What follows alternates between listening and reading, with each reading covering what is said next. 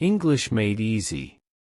Hey guys, feeling overwhelmed by the fast pace of Wordly Wise 3000?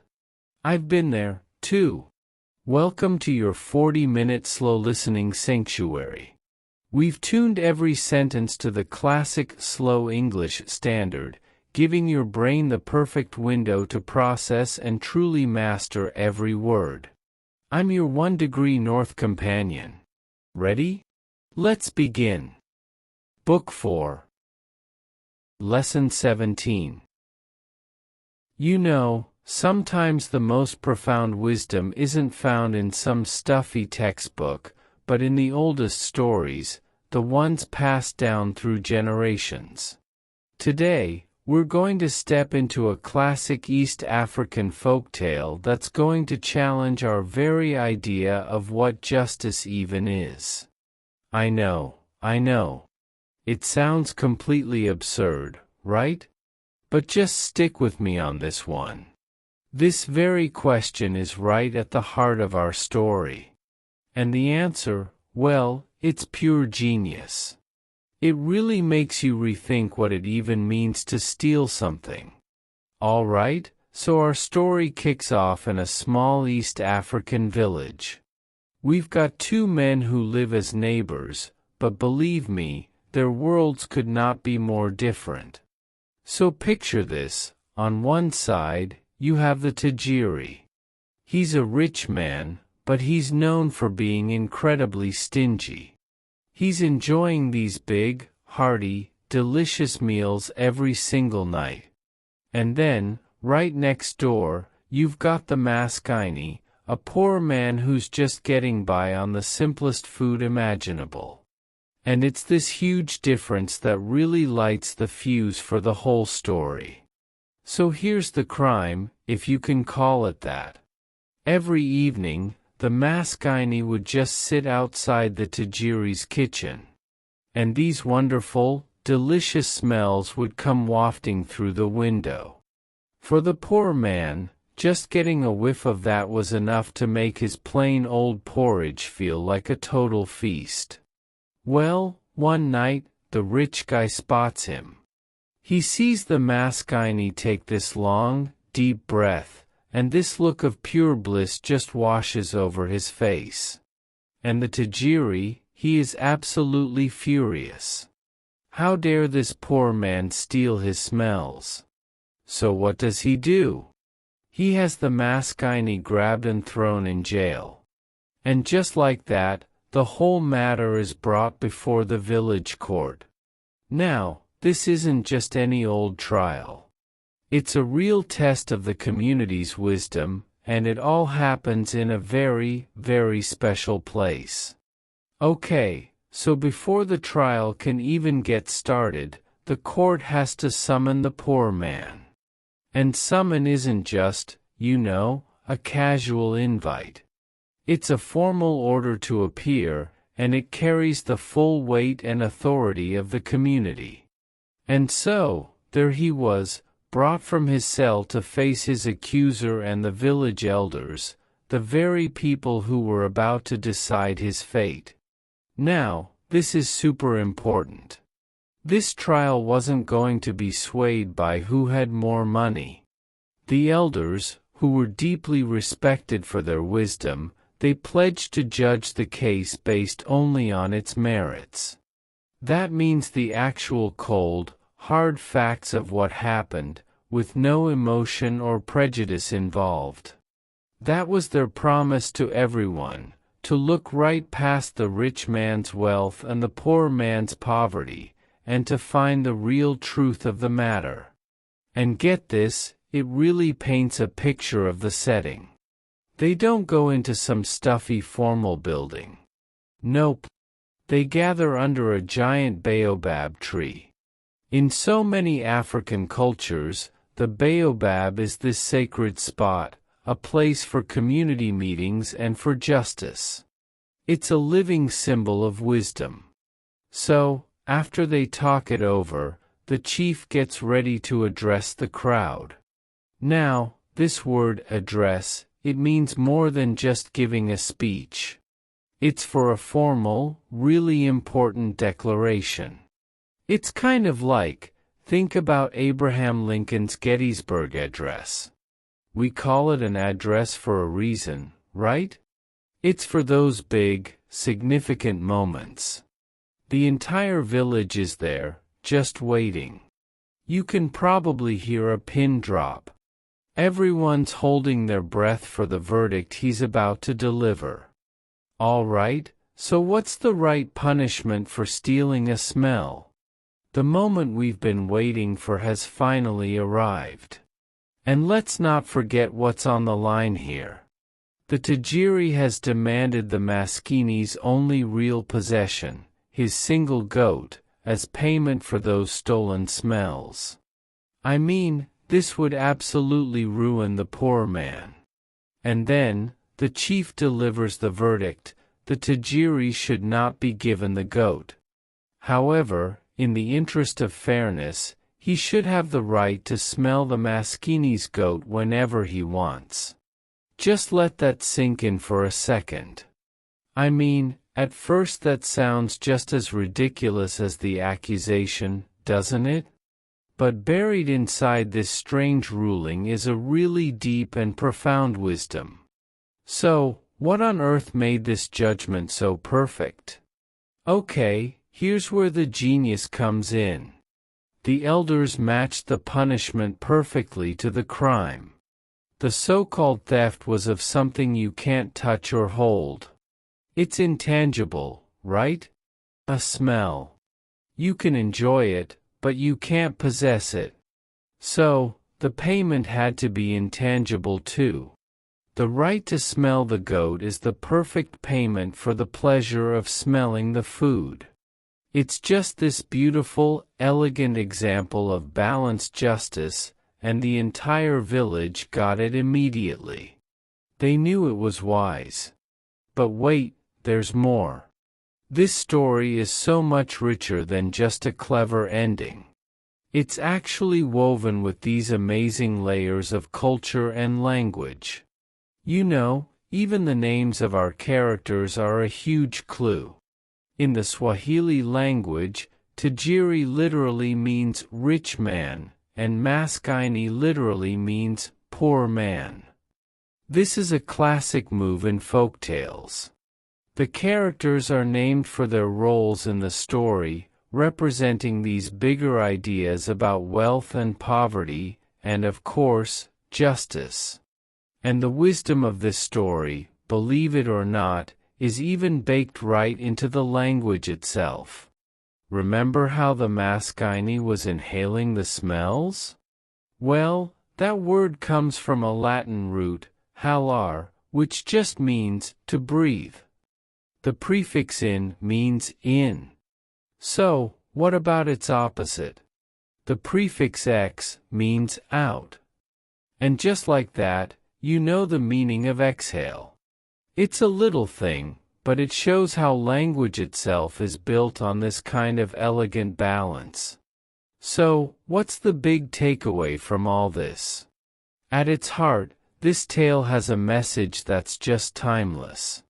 Real justice isn't always about harsh punishments or getting revenge. It's about finding that creative, proportional balance that makes things fair again for everyone involved. All right, so let's wrap this up with a little challenge for you. Imagine you're one of those village elders. A person who's known for being extremely stingy is brought before your court.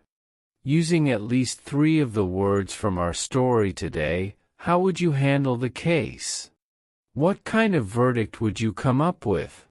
It's a great reminder that wisdom, kind of like a scent on the wind, can travel through time and reach us today. Lesson 18. Today, we journey back in time to explore one of the most astonishing structures ever conceived by human hands. Now, this isn't just a story about bricks and mortar. It's a saga of incredible ambition, of deep-seated fear, and of the sheer, unbreakable will of an empire, all of it carved right into the face of the earth. Just imagine for a second that you're floating high above the clouds, looking down at this stone serpent, snaking its way across mountains and valleys. It's a barrier, a deliberate scar on the landscape, and it stretches for an unbelievable 1,500 miles. It's a distance that's honestly hard to even wrap your head around.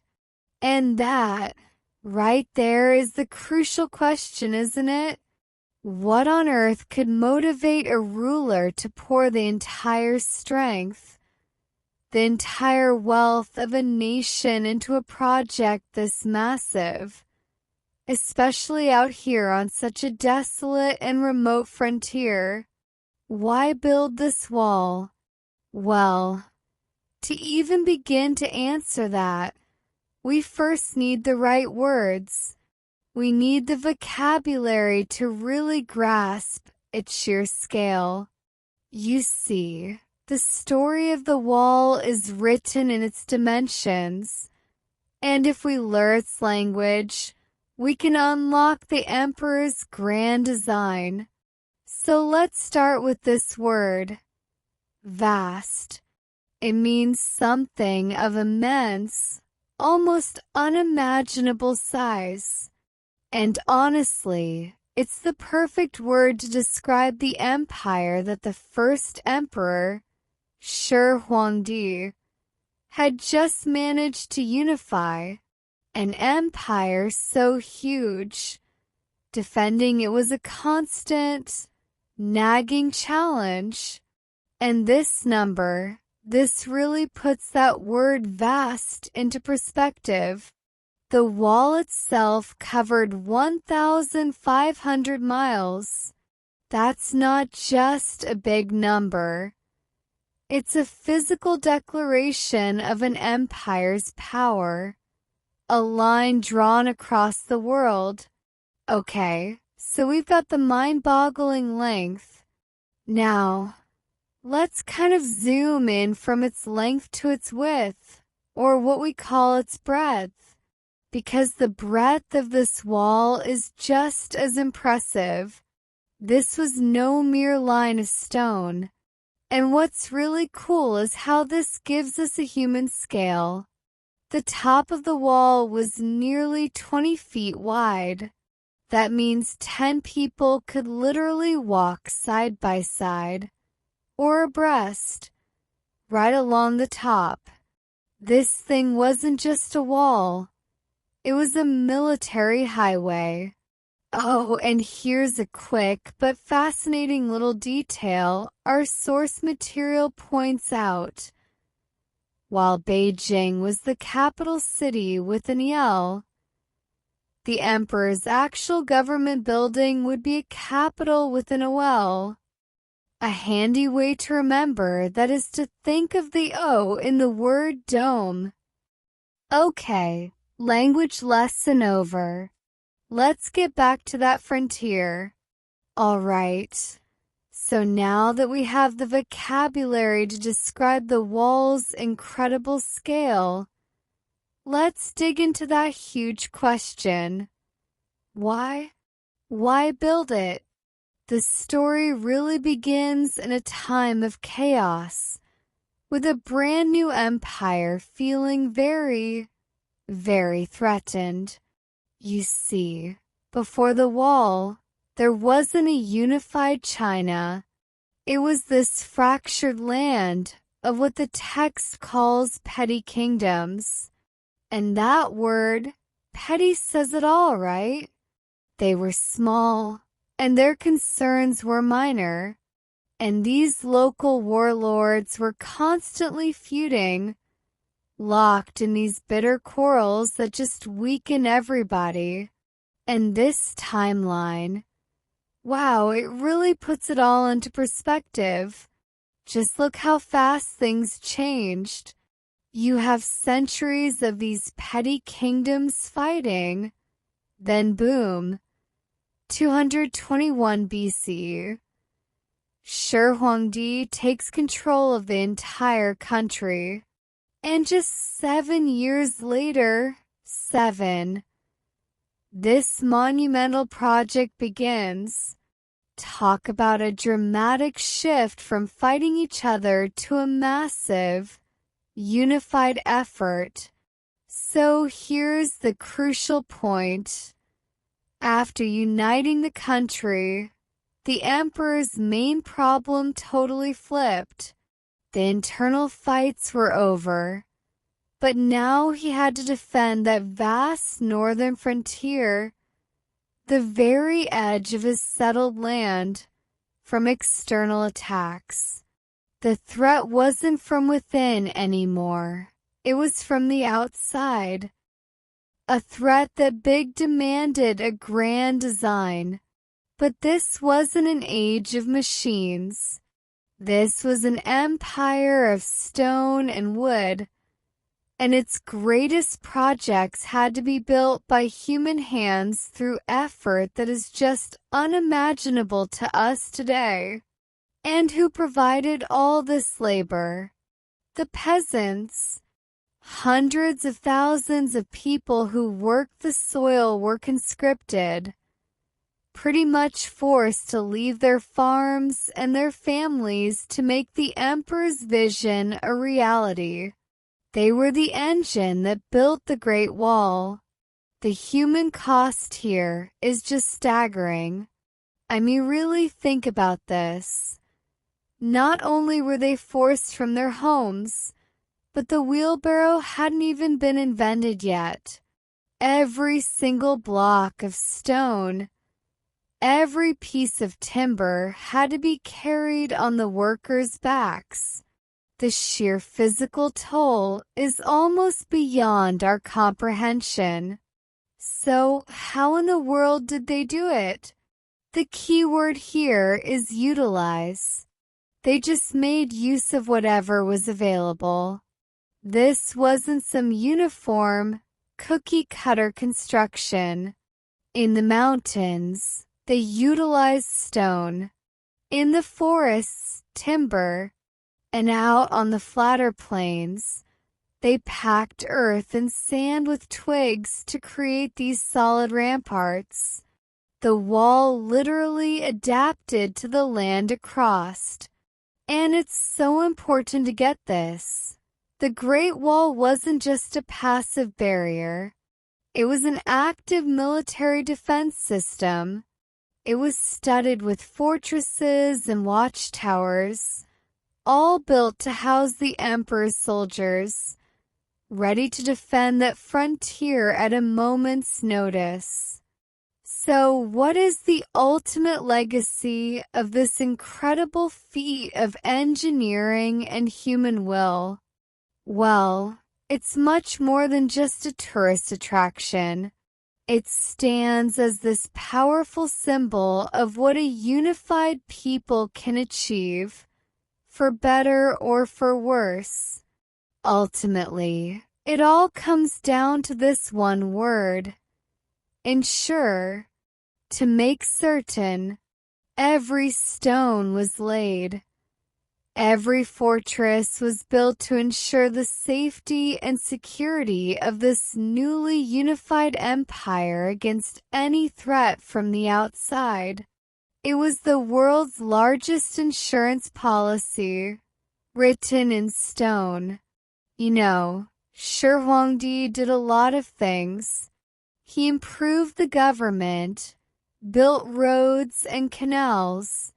But as our source text concludes, his greatest achievement, the single thing for which he is forever remembered, is the Great Wall of China. It became his eternal monument. And that leaves us with a final thought. The Great Wall was a physical barrier built to protect an empire. So I'll ask you this. To protect something you truly value, what invisible barrier would you build? How would you ensure its safety across a vast frontier? A fascinating question to think about. Lesson 19. Today, we're diving into the story of an artist who saw the human body not just as an instrument of beauty, but as the very source of a revolution. Imagine looking at a world of established, perfect tradition and deciding to build a new one, not with paint or stone, but with muscle, with breath, and with raw, unfiltered emotion. On the one hand, you have the world of classical ballet. It's all about lightness, this dream of weightlessness, a graceful escape from gravity. And on the other hand, you have the world Martha Graham created. It's grounded, it's powerful, and it is unflinchingly human. It doesn't try to hide from emotion, it dives right into the heart of it. So what on earth sparks a rebellion like that? What could so completely capture a young woman's imagination that she would dedicate her entire life to dismantling a centuries-old art form and then building it back up from scratch? To really get at what she did, we first have to understand the world she was pushing against.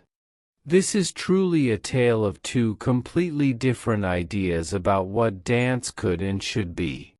Okay, so picture this, it's the turn of the 20th century. When people talked about serious dance, they meant one thing, ballet.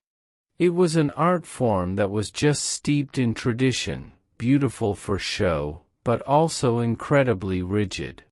It told what the source material calls sentimental stories, you know, these fairy tales that were miles away from the messiness of real life. And dancers moved in these very specific, fixed patterns, their feet locked in stiff shoes to create that illusion of floating. And then, in 1912, something happens. A 17-year-old Martha Graham goes to see a performance by a dancer named Ruth Street Dennis. And she was, in a single word, entranced. She was so filled with wonder it was almost like a trance. In that one moment, watching this new kind of movement that was both earthy and expressive, a seed was planted. A whole new universe of possibilities just opened up right in front of her. And oh boy, did that seed grow. It grew into a full-blown rebellion. But this wasn't just about tearing down the old rules for the sake of it, it was about discovering something new, something more honest.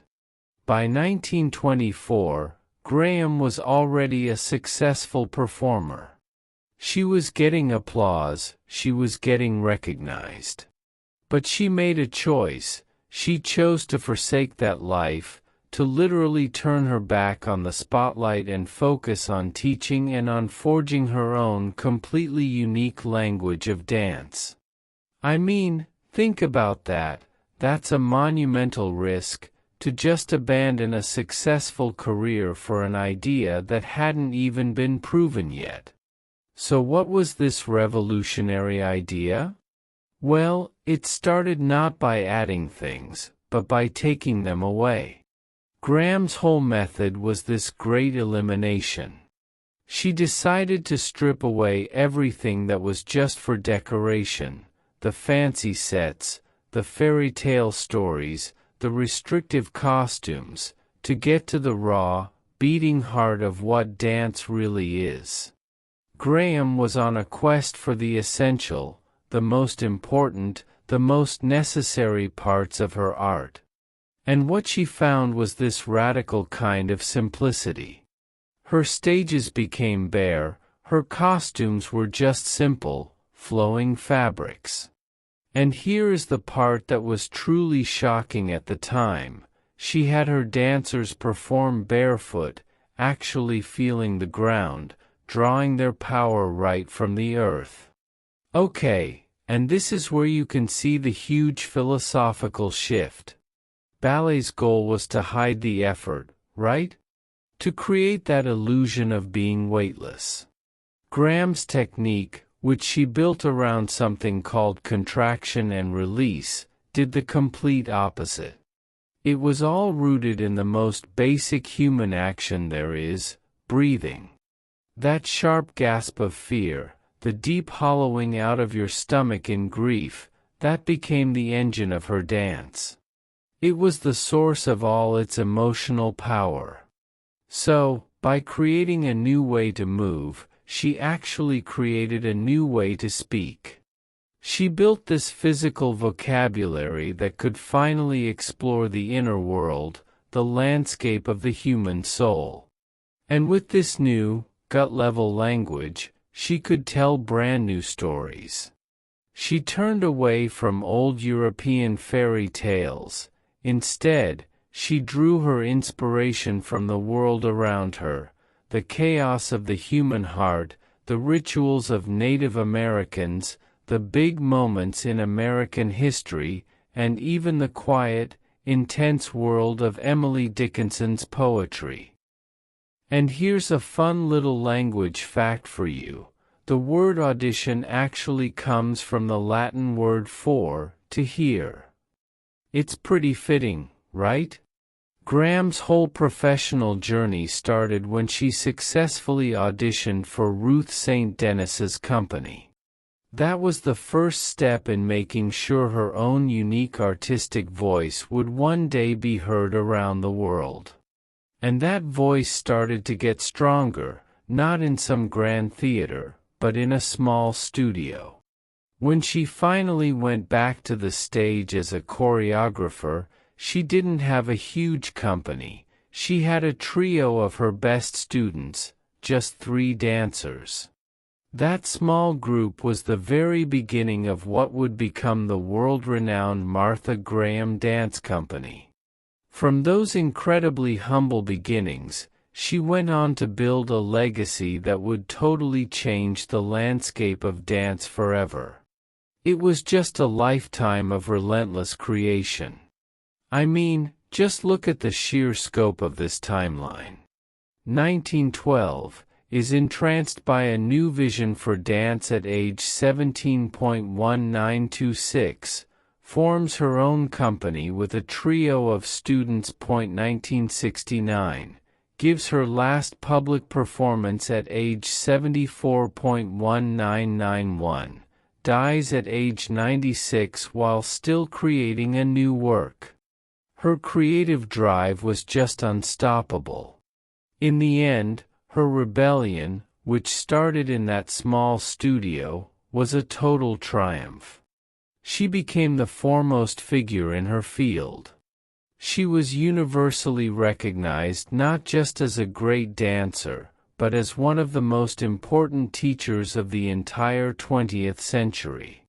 She single-handedly elevated modern dance from this little fringe movement into a powerful, respected American art form. And you know, for her, this artistic revolution was tied directly to a social one. She once said, "Modern dance isn't anything in my mind except one thing, the freedom of women in America." This new way of moving was, for her, a language of liberation.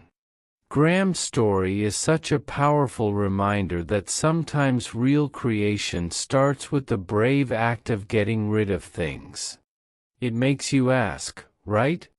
In our own lives, in our own work, what are the sentimental rules we're following just because that's how it's always been done? What could we unlock if we dared to strip away all the extra stuff and get down to what's truly essential? So, I'll leave you with a final thought to play with. Using the vocabulary we've talked about, words like essential, forsake, elevate, create, what would your 3-word artistic manifesto be? What's at the heart of your own personal revolution? The stage is yours. Lesson 20. We're about to dive deep into a legend, It's the story of a marksman, a tyrant, and his single arrow that, well, it changed everything. Let's get into the story of William Tell. Okay, let me ask you something. Picture a hat, just sitting on top of a pole in the middle of town, and the order is simple. Bow down or you die. It sounds completely ridiculous, right? But it forces a choice. What's your dignity worth? Would you submit or would you resist? Well, for one man, a humble peasant named William Tell, this wasn't some hypothetical question. He was a father, a master boatman, and an absolute dead shot with a crossbow. And for him, the choice was crystal clear. Some lines you just don't cross. Now, to really get why Tell did what he did, you have to understand who he was up against. We're talking 700 years ago, when Switzerland was crushed under Austrian rule. The governor, a man named Gessler, he despised the Swiss. He was absolutely convinced they were unfit to rule themselves and, man, he was eager to prove it. Gessler's whole strategy was just insidious. See, he didn't just want control. He wanted to break their spirit. He set out to humiliate them, to chip away at their pride with every single forced bow. And that hat on a pole, that was more than a symbol of power. It was pure psychological warfare. Every person who bowed was publicly surrendering a little piece of themselves. You know, what's really interesting is where that word humiliate comes from. Its root is humus, which is Latin for earth or dirt. So, Gessler wasn't just demanding respect. He was demanding they treat themselves like dirt. So you can see this is all building to an inevitable showdown. One day, William Tell walks into town with his son, and he comes face to face with the tyrant's hat. While everyone else bowed, Tell just walked right past, head held high. No big speech, no battle cry, just a quiet, powerful refusal. And for that, he was arrested. His dignity had literally become a crime. Now, Gessler knew about Tell's incredible skill as an archer, so he designed this uniquely cruel test, a choice that was designed to be impossible. You either rot in prison or you risk killing your own son. A silence falls over the crowd. Tell accepts. He paces out the distance. And then he does something strange. He pulls not one, but 2 arrows from his quiver. He prepares the first, but the second one, he tucks it right into his belt. Why 2? Everyone just holds their breath. He aims. The crowd is frozen. The arrow flies true, splitting the apple perfectly. A huge cheer erupts. But this is not over, because there's still the matter of that second arrow. Gessler, he's impressed, but he's also suspicious. He approaches Tell. He has to know, what was that other arrow for? And right here, Tell delivers the ultimate defiance. He looks Gessler straight in the eye, and tells him, "If the first arrow had hurt my son, the second would have pierced your heart." This wasn't just about winning freedom anymore. This was a declaration of war. And that one reply ignites two very different kinds of anger. For Tell, it's righteous fury at a horribly unjust test. For Gessler, it's pure outrage. The narcissistic rage of a tyrant who has been challenged. Freedom vanishes. Gessler, completely consumed by outrage, breaks his promise and sentences Tell to life in prison. He won the challenge, but his defiance cost him everything. Or so it seemed. This is the moment where the man ends and the legend begins, because Gessler makes a fatal error. He tries to transport his most famous prisoner across a stormy lake. To understand what happens next, you need to know the word helm. It's how you steer a boat. Sure, but it's also a symbol of control. And control is about to change hands. A vicious storm just erupts on the water. The guards, absolutely terrified, realize their prisoner is the only one skilled enough to save them. They start begging him to take the helm. Tell seizes his chance. He steers the boat, not to safety, but straight toward a rocky shore. And at the perfect moment, he leaps, leaving his captors to the storm and claiming his freedom. His escape transforms him from a defiant peasant into a free man, a hero, and a powerful symbol for anyone who refuses to be broken. The rest of the legend unfolds quickly. Tell finds Gessler, and that second arrow finally finds its mark. News of his deeds spreads like wildfire, uniting the Swiss people in their fight for freedom. But here's the twist. For all its power, historians are pretty much in agreement. William Tell probably never existed. There's just no historical evidence for any of it. So does it even matter if he was real?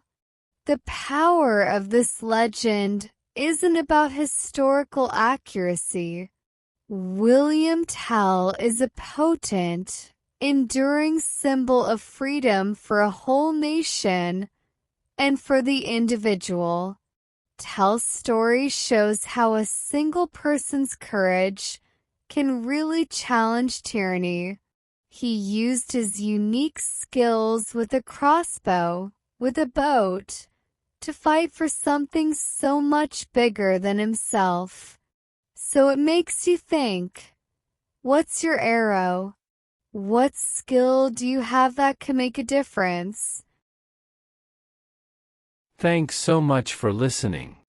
Hope you enjoyed today's show. If you did, hit that like button, subscribe, and ring the bell so you never miss an update. I'll see you in the next one.